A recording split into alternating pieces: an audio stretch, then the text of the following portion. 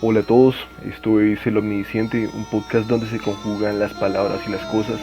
Yo soy Sebastián Plazas y estoy aquí para conducirlos por los laberintos que recorren los personajes y las historias. Bienvenidos.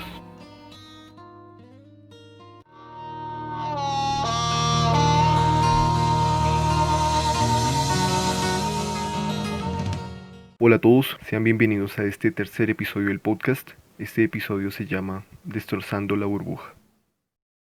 Las historias que a continuación van a escuchar hacen parte de las experiencias que tuve desde el año 2015 que ingresé a la universidad hasta finales del año 2019, inicios del año 2020, cuando con ocasión de la pandemia que pues todos conocemos, tuve que volver a mi casa después de años de no estar acá, después de años de no compartir con mi familia, porque cuando yo estuve en Tunja me dediqué totalmente a la carrera. Para empezar quisiera ubicarnos en el año 2014, finales del año 2014. Para esa época yo era apenas un estudiante de grado 11, tenía 17 años y frente a mí solo se abrían dos posibilidades para mi futuro en ese momento. Una de ellas era ingresar al ejército, a estar 2 años comiendo mierda y aguantándome órdenes de una persona totalmente ajena, aguantándome golpizas, toda la mierda que me imagino se vive allá, porque afortunadamente no estuve. Y la segunda era ingresar a la universidad, hacer un pregrado, pero la problemática de esa opción era la forma de financiamiento, ya que en ese entonces mi familia no disponía de muchos recursos económicos. Como fuere, yo me inclinaba más por la primera de las opciones, en ir al ejército, porque en mi casa mi papá era muy incisivo con eso. Me decía que yo por haber sido un mal hijo, según él, tenía que comer mierda y tenía que estar esos 2 años allá aguantándome a esos hijueputas y que iba a salir a ser un hombre en la sociedad, o sea, el típico carrito de alguien que estuvo allá comiendo mierda, ¿no? Además que él no fue porque lo agarraran en las batidas, sino que él mismo se entregó allá porque pues él sí ni siquiera tenía opciones, su única opción era esa. Entonces es entendible de alguna forma esa decisión que él tomó.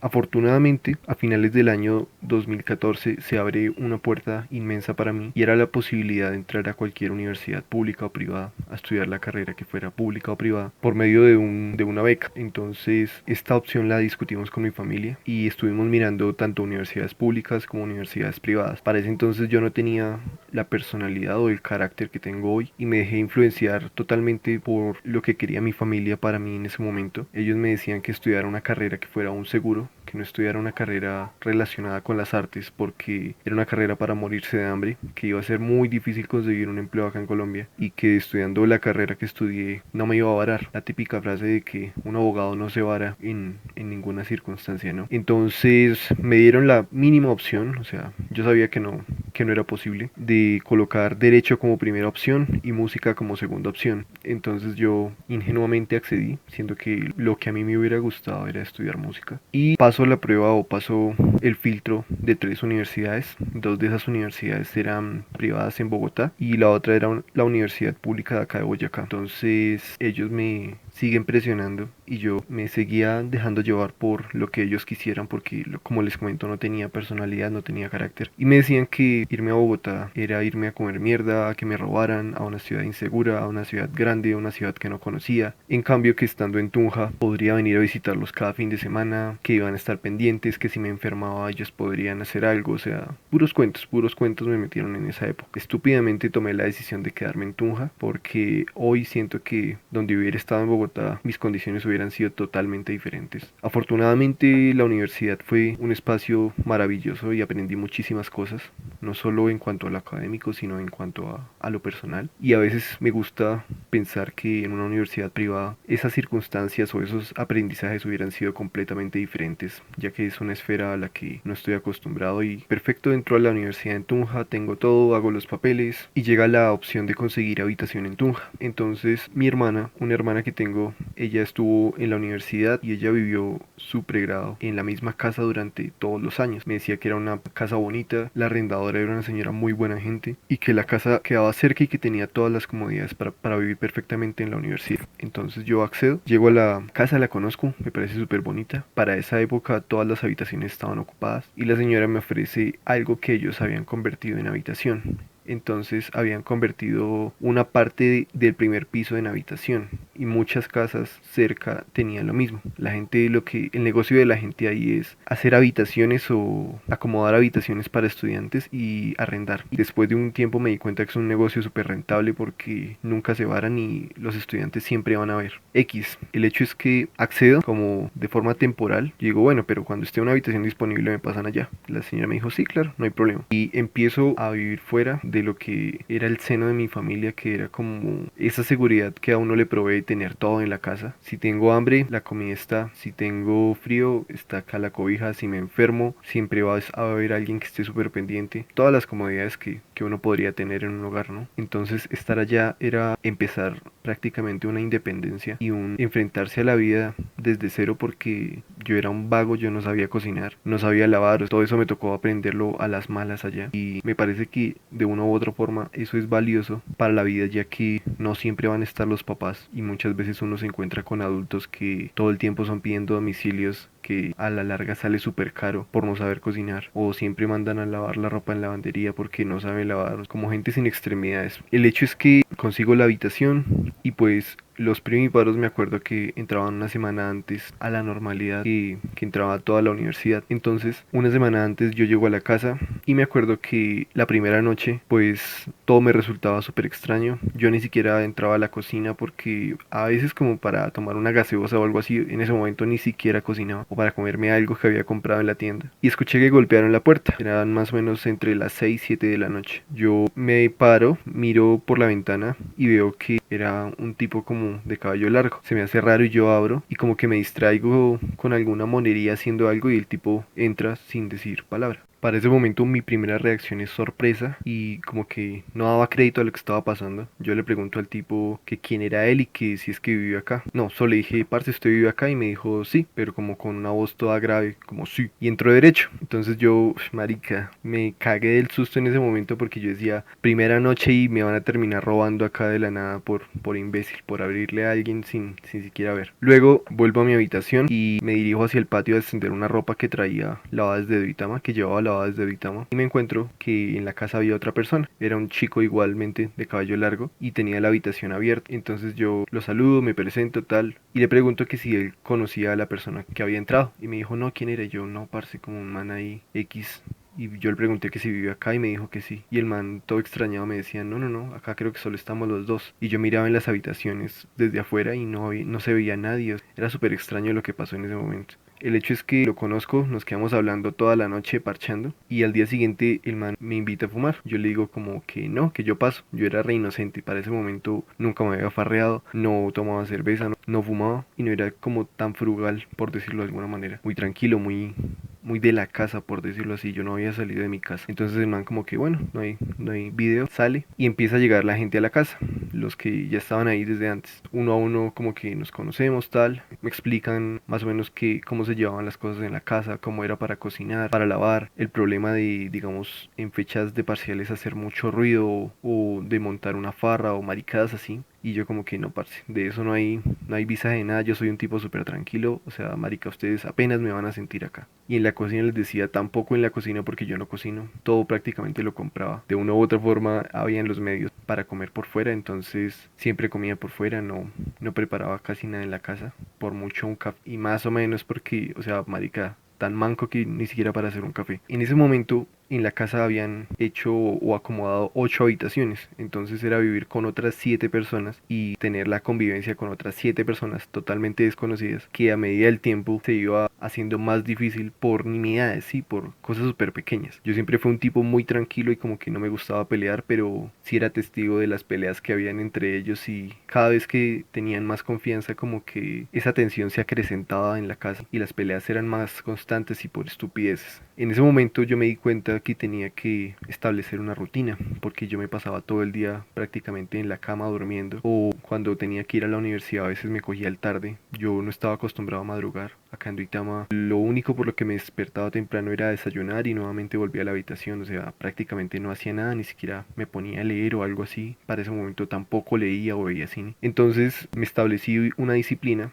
que era madrugar, hacer ejercicio, volver a la casa, ducharme, desayunar, leer, cuando tuviera clase ir a la U, estudiar en la biblioteca, estudiar en la casa, esa rutina, de la universidad a la casa, de la universidad a la casa. Para primer semestre, que en primer semestre todo el mundo se lo toma de recocha y de farra, yo me lo tomé fue como muy para crecer en mi persona, en lo que yo era, y para no dejarme tragar por eso que era un mundo diferente que era la universidad. Mucha gente que entra a la universidad de una u otra forma ya sabe cómo es el ambiente en la universidad. Yo no estaba para nada familiarizado con el tema, ni siquiera se me pasaba por la cabeza todo lo que tenía la universidad o lo que esa experiencia podía ofrecerme para ese momento. Entonces, como les comentaba, establecí una rutina, empecé a madrugar todos los días. Al principio me costaba muchísimo porque, como les comento, me despertaba muy tarde o me dormía muy tarde, o sea, los periodos de sueño eran súper inestables y la mayor parte del tiempo me la pasaba deslizando en el celular, o sea, puro ocio y nada de la academia, o podría decirlo así. Todos los que entramos a esta carrera en un momento tenemos que sentar cabeza cuando nos damos cuenta que ese primer semestre,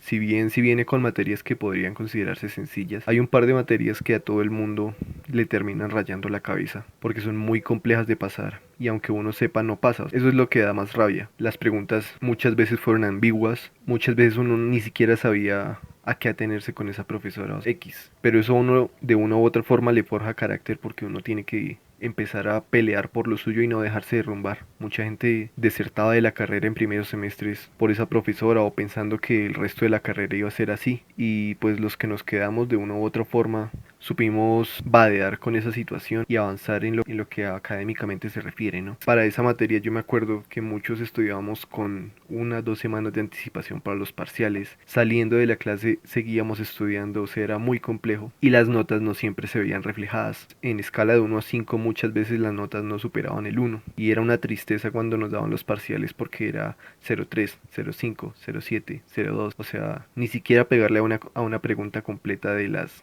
que la profesora hacía. Era un completo visaje, esa es la palabra. Y ahí muchos nos dimos cuenta el valor de tener una responsabilidad individual y de hacer todo por sí mismos. Entonces tuve que empezar a tener esa responsabilidad y a saber que si un día me levantaba tarde o me levantaba a la hora que no era, ya me estaban ganando el baño y por consiguiente no iba a alcanzar a desayunar. Iba a llegar corriendo a la universidad, sudando, hambriado, marica, muchas veces con sueño y llegar tarde, que me parece súper incómodo y de muy mal gusto llegar tarde a una clase. Llegar como a preguntar en qué estaban, sí. Muchas veces en las clases de derecho si uno se pierde o si empieza a divagar 5 segundos mirando una mosca, una estupidez, ya se perdió de toda la clase y perdió el hilo de toda la clase. Es una carrera que exige mucha concentración y dedicación en cuanto a lo que clases se refiere porque los profesores muchas veces no retroceden, ellos avanzan y avanzan y avanzan y avanzan y dan por sentado de que todos van como con el hilo de la clase o como de que todos van entendiendo lo que ellos dicen. Entonces tuve que hacerme cargo de todo,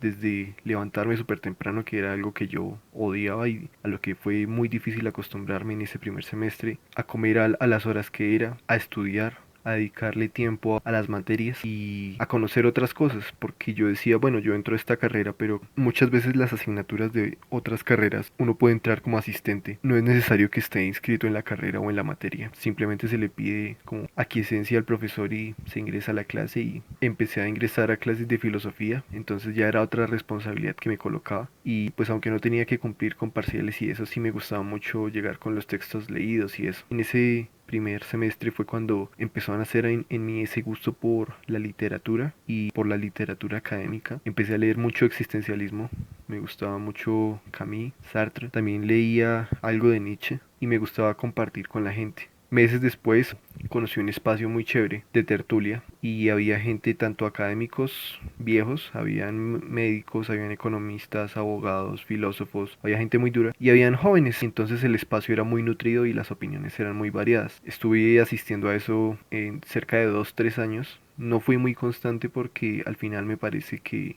cada quien intentaba exaltar o resaltar el tema del que más sabía. Entonces, si estábamos analizando un texto, la gente siempre intentaba llevar el texto hacia su zona de confort, donde se sentía cómoda e intentar explicar el texto de esa forma. Y ni siquiera muchas veces explicarlo, sino la conversación se perdía, se iban hacia algo completamente diferente y el punto central de la charla se perdía. En un punto ya no me gustó esa situación y dejé la tertulia. Pero fue un espacio que me hizo crecer muchísimo en cuanto a literatura y en cuanto a textos, porque muchas veces yo no conocía muchos de los autores que estaban ahí y fue cuando de la nada aparece el inmenso Borges con su literatura, que es como mirar a un telescopio y mirar un microscopio en una misma página. Me gustaba muchísimo la forma en que el tipo empleaba las palabras y la forma como conectaba todo, y me enamoré de la literatura del tipo. También me empezó a gustar mucho Cortázar. Estuve leyendo también Sábato, Caicedo. Me gustaba mucho en esa época. Era muy dedicado a la lectura.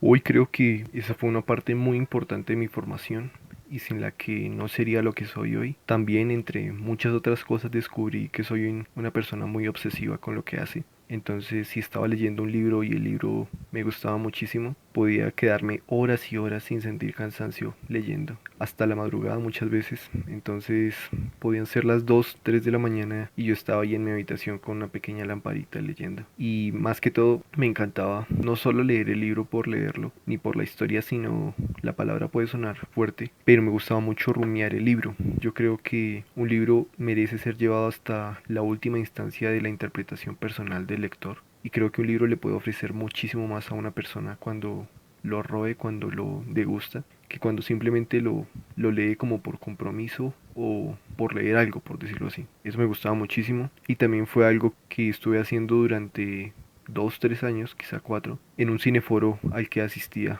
dentro de la universidad. En cuanto a eso también puedo decir que me volví un obsesivo. Hubo un semestre en donde, a pesar de las exigencias académicas de la carrera, empecé a ver películas y me gustaba muchísimo ver películas. Entonces encontré una página en donde se podían ver las películas con mucha facilidad, no se demoraba en cargar, no tenía virus, y de lo obsesivo que era y como no tenía otra cosa que hacer, cerca de 200 películas en 4 meses, y después estaba comentándolas con gente de la universidad, con gente que yo sabía que le gustaba. Me gustaba mucho ese espacio de tertulia o de compartir lo que uno sabía o lo que uno había visto con otra persona y escuchar su punto de vista, contrastarlo. Me parece que el conocimiento en su origen siempre se ha construido de esa forma, ¿no? Pero para no seguir por las ramas, sino como para volver a la raíz de lo que estamos hablando. Esa vida en soledad o esa vida en un momento de romper la burbuja de confort que se tiene en la casa, se ve atravesada por muchas cosas cuando uno es un universitario, un foráneo viviendo solo en una ciudad. Yo creo que una de las cosas que me impactó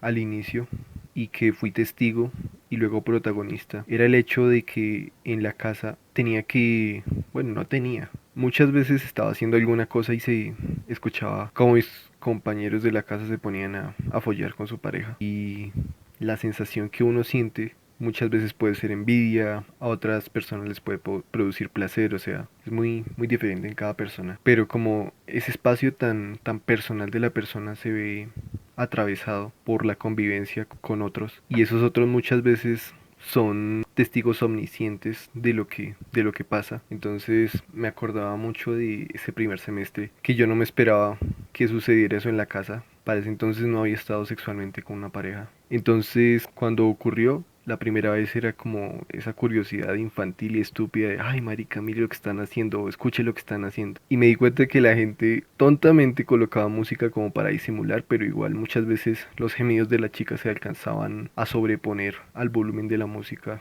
y todos en la casa terminábamos escuchando. Y después pues no era tan cómodo ver a esa otra persona o como de partir con esa otra persona porque ya se había perdido o se estaba perdiendo de alguna forma esa intimidad que tiene en sí la relación sexual, ¿no? Creo que le estoy metiendo mucha labia a eso, pero simplemente lo que quiero decir es que me impactó cuando llegué a la casa, escuchar a mis compañeros de follar. Otra de las circunstancias era escuchar a la gente pelear por nimiedades. Entonces, una de las cosas por las que siempre discutían era por la ropa. Y es que como vivíamos 8 personas en la casa, el tendedero no estaba para tanta gente. Perfectamente 2, 3 personas, por mucho, podrían poner cómodamente la ropa ahí y el resto les tocaba esperar. O sea, si llegaste y ya estaban todas las cuerdas ocupadas, marica paila, colóquelo sobre la cama o sobre la ventana, usted verá cómo seca su ropa. Pero era eso que, pues obvio, la ropa no queda bien seca y queda oliendo a húmedo, como a perro mojado. Entonces, pues es desagradable ponerse algo así. Entonces la gente siempre discutía por eso. O porque muchas veces la gente ya teniendo la ropa seca, llevaba la ropa 3, 4 días ahí, estando seca no la quitaba del tendedero y había otra gente que necesitaba tender la ropa. La otra eran los baños, como éramos 8 personas en la casa, teníamos 2 baños compartidos y otra persona tenía un baño personal y los que estábamos en los baños compartidos siempre de alguna u otra forma nos esforzábamos porque la persona que usara el baño después de nosotros como que lo encontrara en total limpieza y asepsia. A mí me parecía asqueroso que lo dejaran sucio o alguna cosa. Y en el primer piso, hasta donde yo me acuerdo, siempre estuvo súper tranquilo. Alguna vez me llamaron la atención porque yo no trapeaba el baño cuando salía a ducharme, entonces el piso quedaba húmedo. Pero eso, y después de eso, pues ya cada vez que lo hacía, ya cogí el hábito de trapear para no dejar sucio a la siguiente persona que entrara. Otra era demorarse. Había gente que se demoraba horas eternas en el baño, duchándose o quién sabe qué putas haciendo. Y otra gente necesitaba usar el baño, ¿sí? Entonces era como, marica, lo estrictamente necesario y a su habitación. Y otra era el uso de la cocina. Y es que solo habían 4 fogones para 8 personas. No todas cocinábamos, pero yo siempre me daba cuenta que habían problemas al mediodía y en la cena, porque los más viejos de la casa querían cocinar o querían, digamos, como monopolizar la cocina y estar tranquilos y charlar de lo que había pasado en ese día y cocinar tranquilos. Y pues mucha gente quería cocinar a esa misma hora, entonces si llegó un poquito tarde y el otro alcanzó a prender el fogón, parce, le toca esperar hasta que él termine. Entonces muchas veces uno terminaba cenando 10 de la noche, 11 de la noche. Y eso no era problema, pues porque en la noche no había problema. El problema era el mediodía, porque muchas veces la gente tenía clase 2. O sea, parce, si usted llegó un poquito tarde y no alcanzó a usar la cocina, baila, baila mi rey. Le toca irse sin almorzar a la universidad o almorzar en la universidad y comerse una empanada, una gaseosa, lo que fuera y a su clase 2. Entonces siempre habían discusiones por eso y porque muchas veces la gente hurtaba cosas pequeñas de la cocina. Y a mí me parece una nimiedad, pero a otras personas sí les parecía un súper problema. Entonces hacían problema cuando veían disminuido su tarrito de azúcar o la sal o los condimentos o la cebolla o cosas así. Y también porque habían personas que eran marica, o sea, no quiero decirlo, pero eran puercas, o sea, dejaban la cocina súper asquerosa y la otra persona que llegaba tenía que cocinar ahí, o sea, me parece que no hay nada más incómodo que cocinar en un espacio sucio o con los trastes ahí súper asquerosos sin ni siquiera lavarlos, o sea, me parece que es de lo mínimo que uno le puede exigir a la persona con la que está viviendo y por decencia lo mínimo que uno hace es almorzar. No, ni siquiera almorzar. Terminar de cocinar, servir, lavar, almorzar y ya. Y dejar todo en su sitio, ¿sí? Habían cosas que compartíamos como muchas veces platos o pocillos. Entonces, si tú lo dejabas sucio, la siguiente persona necesariamente tenía que lavarlo. Y siempre se daban problemas por eso. Otro de los, no podría decirlo que problemas, pero sí de las cosas que rayaban o que nos rayaban a los que estábamos en la casa era cuando hacían farras o cuando la gente colocaba música súper duro en la habitación, porque muchas veces no todos estamos en la misma condición. Muchas veces la otra persona tiene mañana un parcial súper importante con el que si lo pierde, pierde la materia, o sea, tiene que estar súper dedicado estudiando. Uno tiene que decirle a la otra persona como muy decentemente, parce, mire que tengo tal cosa, por favor bájele al volumen. Y aguantarse la cara de mierda que tiene la otra persona y que muchas veces no le bajara y uno tener que ir a buscar un compañero de la universidad en donde quedarse y quedarse en la noche estudiando. Y que yo me acuerde, en la casa solo me acuerdo de 2 fiestas. Una que hicieron una vez uno de los chicos más viejos que estaban en la casa y con el primero que me encontré, que era el cumpleaños de una amiga de ellos. Yo esa noche creo que no me quedé en la casa o creo que llegué súper cansado, entonces me acosté a dormir y marica quedé fundido. O sea, no me di cuenta de lo que había pasado. Y la otra fue de unos compañeros de un semestre abajo del mío que no me acuerdo cómo fue que terminaron enfarrados en la casa. La primera de esas, pues, llevaron todo lo que estaba en el comedor hacia el patio, llevaron la mesa, llevaron las sillas, llevaron resto de cosas y se pusieron ahí a farrear y a bailar con la chica que estaba cumpliendo años. Habían lo menos unas 10 15 personas y al día siguiente yo me desperté, me fui a duchar y cuando, marica, es que veo todo vuelto a nada, platos, botellas, la mesa, una silla le faltaba una pata, o sea, bueno, X. El hecho es que yo como que, me vale verga, me metí a bañar, salgo de ducharme y me voy para la universidad. Y luego me comentan que una chica de las que estaba en la casa como que lo sapeó con la arrendadora y la señora llegó súper enojada a decirles que tenían que dejar todo como estaba, que ellos le habían dicho que era una reunión pequeña pero no que iban a dejar las cosas así. Al chico le dijeron que tenía que pagar la silla, o sea, súper exagerada, porque la silla se podía arreglar perfectamente. Y cuando volví al mediodía ya estaba todo, o sea, como si no hubiera pasado nada. Fue después que me contaron eso. Y la otra fue una farra que tampoco me habían comentado. Yo llegué de la casa un jueves súper cansado. Creo que ahí teníamos un toque y llegué a dormir. Me acosté como a las 9:10 y desde que puse la cabeza en la almohada hasta el otro día.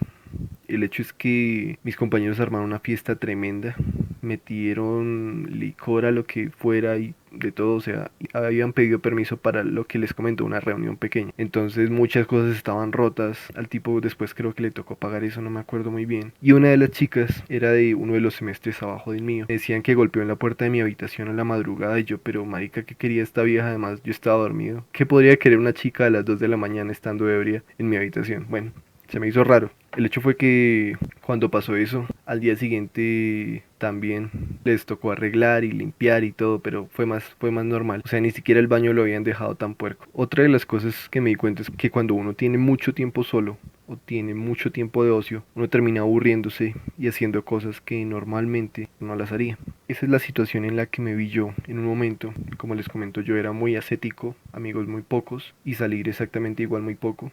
Entonces me di cuenta que me gustaba mucho tomar vino. No por embriagarme, sino como por el placer de saborear. Marica, no sé de vinos, pero me gustaba tomar. Bueno, X. El hecho es que al tener tanto tiempo libre y digamos, yo los fines de semana no venía acá a Duitama, yo prefería quedarme allá. Terminaba comprando una botella y me la tomaba en 1 o 2 días. Me di cuenta que ahí a uno se le puede ir mucho dinero y que uno puede terminar cagándola muchas veces. Porque como yo no me embriagaba, yo no terminaba haciendo estupideces de las que al día siguiente me arrepentía. Y no era como agarrarme con la gente o como armarle problema a alguien en un bar o alguna cosa, sino me hundía mucho en una desolación y una tristeza súper fea al verme tan reducido o al hundirme tan feo en esa soledad que tenía en ese momento. Entonces, como tenía plena libertad, no estaba mi mamá, mi papá presionándome a hacer las cosas. Sí terminaba comprando mucho alcohol y me lo bebía solo en la casa o a veces con amigos. Pero finalmente no me volví así un alcohólico de marica, si no tomo me vuelvo mierda. Sino simplemente me gustó y durante una etapa estuve bebiendo buen alcohol en la universidad. Llega un punto en el que no fui responsable con el dinero que tenía. El dinero perfectamente me alcanzaba para el tiempo hasta que me enviaran nuevamente, pero no fui responsable y me lo gastaba en estupideces. Y ahí es donde me doy cuenta que pedir domicilios es, marica, si usted puede cocinar, hágale de una. Porque pedir domicilios me parece que es pagar plata por lujos innecesarios o en ese momento me parecía de esa forma, a menos que uno estuviera muy ocupado o no tuviera el tiempo para cocinar, baila, domicilio, pero si tenía el tiempo y tenía los ingredientes, entonces tengo que aprender a cocinar estando en Tunja. Es el momento en el que yo siempre compraba comida para preparar a inicio de semestre y la comida se quedaba ahí todo el semestre porque yo no tenía la necesidad de cocinar en la casa, por lo general, sino almorzaba y cenaba en la universidad, salía por ahí a comer una hamburguesa o una pizza en la calle. No tenía la necesidad de usar esa comida que estaba en la casa. Al final no se dañaba porque era arroz, era comida que no se dañaba tan rápido, entonces siempre se quedaba ahí o se la regalaba a alguien o X. De hecho es que en un momento me veo sin dinero, mis papás no me pueden enviar dinero en ese momento y la despensa llena. Entonces tengo que aprender de alguna forma a cocinar y pues lo primero y lo que me he dado cuenta que mucha gente cuando empieza a vivir sola empieza a buscar en internet es cómo cocinar X cosa y de esos primeros intentos me quedan las experiencias de las cagadas que cometía. Yo duré 2 semanas intentando hacer un arroz, al inicio me quedaba muy salado, luego me quedaba sin nada de sal, luego me quedaba sin cebolla, luego me quedaba muy grumoso, luego me quedaba muy seco hasta que se quemaba. Prueba y error hasta que uno se da cuenta del punto en el que están las cosas. El hecho es que tengo que ponerme a cocinar un día y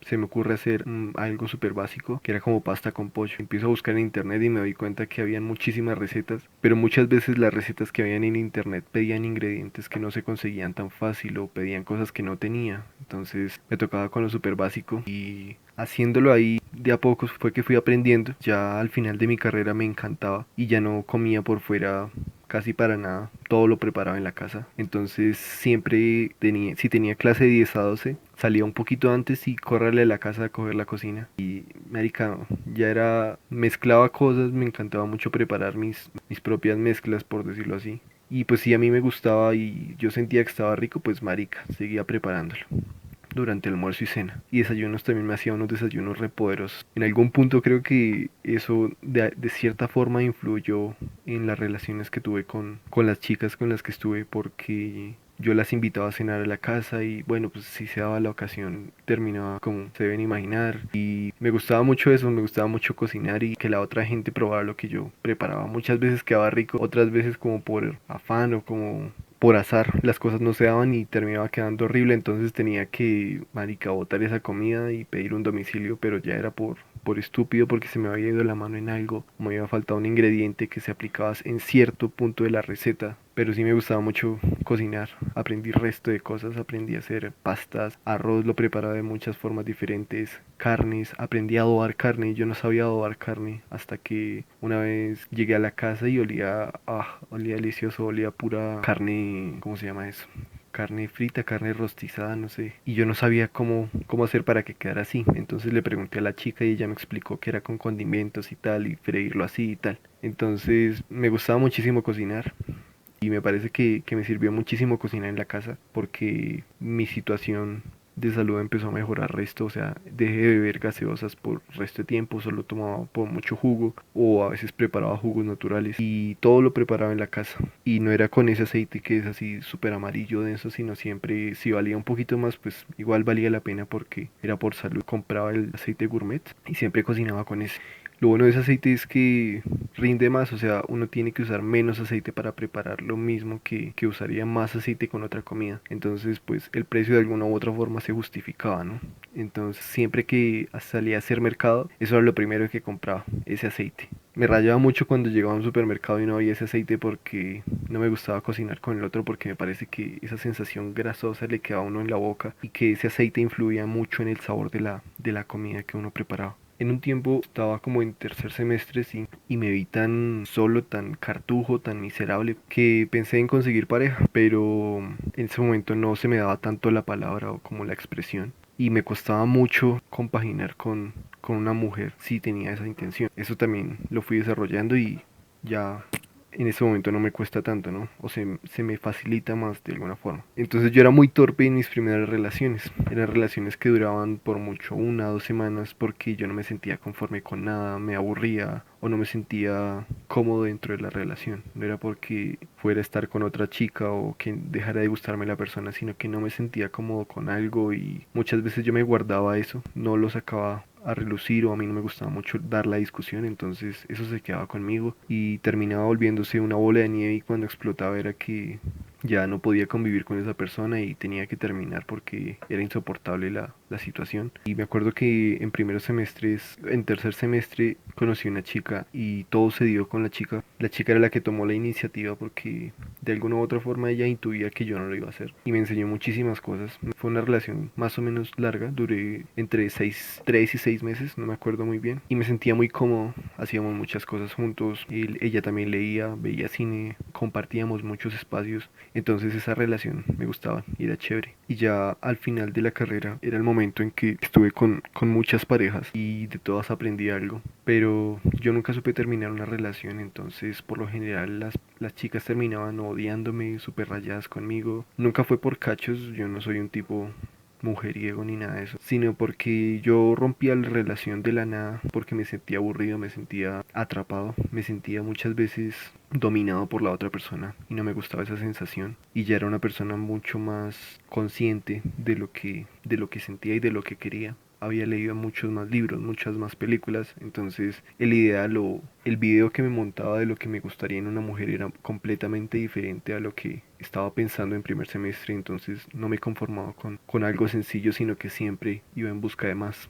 Y eso pues al final terminaba cansando a la otra persona, ¿no? Volviendo a la historia porque siento que nuevamente empiezo a divagar. No todo era tan bueno de vivir solo en Tunja, sino que también habían cosas que eran muy desagradables y lúgubres de alguna forma. Y una de ellas que me acuerdo muchísimo porque yo los fines de semana siempre me quedaba allá, así no hubiera nadie en la casa. Era los domingos por la tarde. Un domingo por la tarde es ese domingo en que yo tenía ya todo hecho, tenía todas las tareas y trabajos de la universidad preparadas. Había hecho aseo en la habitación, tenía toda la ropa lavada y extendida, o sea, no tenía nada que hacer. Ya había leído libros y visto películas durante toda la semana y veía en ese domingo por la tarde como esa soledad, esa tristeza de uno verse reducido a una individualidad tóxica, de no saber qué hacer, ese ocio excesivo donde uno siente que no tiene nada más que hacer y se siente completamente aburrido y solo, y en esa ciudad que por lo general las tardes y las noches eran frías, y era un momento de reflexión muy profunda en cuanto a lo que estaba haciendo y a lo que quería. Entonces muchas veces me daba golpes de pecho pensando en todas las buenas personas, todas las buenas chicas que dejé ir, en los buenos amigos que dejé perder cuando me fui de acá de Vitama y en los que perdí estando en Tunja por mis actitudes pailas y culas que no tenían fundamento alguno y que de alguna u otra forma siempre terminaban involucrando y dañando a las otras personas. Entonces esos domingos en la tarde en Tunja eran mortales. Yo me sentía abandonado, triste, como, no sé, muchas veces también uno contempla esa idea, pero trataba de borrarla con otras cosas de mi cabeza porque no quería hundirme en esa idea del que al final no hay ningún retorno, ¿no?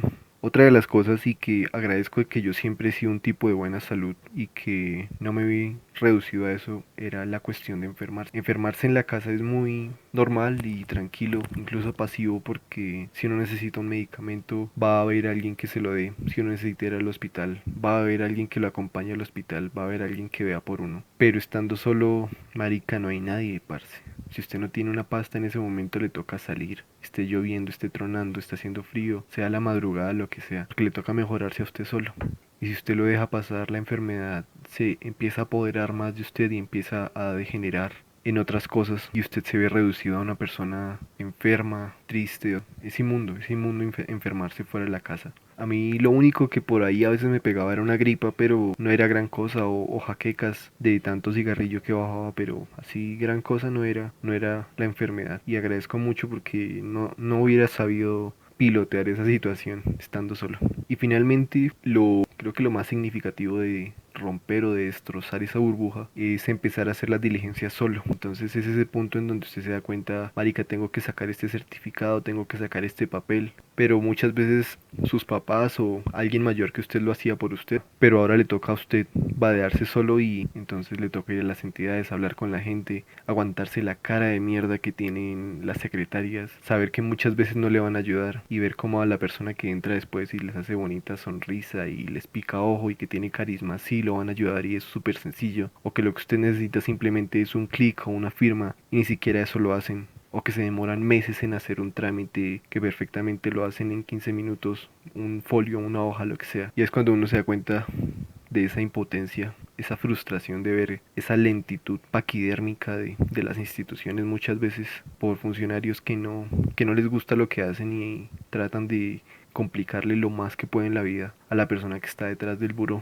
Eso creo que es una de las cosas más fuertes de empezar a vivir solo, hacer esos trámites solo, llevar todos los papeles, que a usted le falte un papel y le toque devolverse sabiendo que está súper lejos. Es súper complicado y además a mucha gente le aburre hacer eso, entonces muchas veces la gente prefiere pagarle a otra persona para que vaya a hacer el trámite que hacerlo por sí mismo. Y la vida universitaria está llena de eso, ¿no? Uno siempre tiene que hacer trámites o diligencias para conseguir todo, entonces puede ser aburrido y hasta cansón. Creo que eso es todo, creo que eso es muchas o algunas de las cosas que estuvieron presentes en mi vida en ese rompimiento de la burbuja, en ese éxodo de la zona de confort en la que me encontraba cuando estaba acá en Duitama. Y aunque muchas de esas fueron cosas difíciles y que me costó mucho tiempo superar, como la situación de la soledad tremenda en la que uno se ve inmerso viviendo solo, pero que de una u otra forma construyen la persona que usted termina siendo, ¿no? Creo que siempre es necesario que la persona salga de su hogar para que se dé cuenta de cómo es el mundo, que deje de pensar en todas las comodidades que le ofrece estar en una casa y que finalmente empiece a tomar las riendas o el rumbo de su existencia por sí mismo y que no permita en ningún momento que ese rumbo sea determinado por otras personas, por terceros que muchas veces no quieren lo mejor para usted y lo quieren ver siempre pisoteado y ninguneado. Es una etapa difícil porque muchas veces uno se ve enfrentado a cosas de las que no conoce nada, a una completa incógnita, pero necesaria para crecer y para finalmente vivir, ¿no? Para que no se quede encerrado en su burbuja de comodidades toda la vida y se dé cuenta que la vida, aunque muchas veces bella puede ser, tiene otras cosas que no lo son tanto y por las que necesariamente tienen que pasar todas las personas. Bueno, eso fue todo por hoy. Ese fue el tercer episodio de este podcast. Espero que les haya gustado y no se pierdan el próximo.